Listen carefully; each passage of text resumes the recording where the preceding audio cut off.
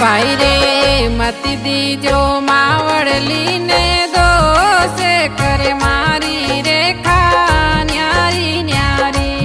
भाई रे मत दीजो मावड़ली ने दोष करे मारी रेखा न्यारी न्यारी रेखा न्यारी न्यारी।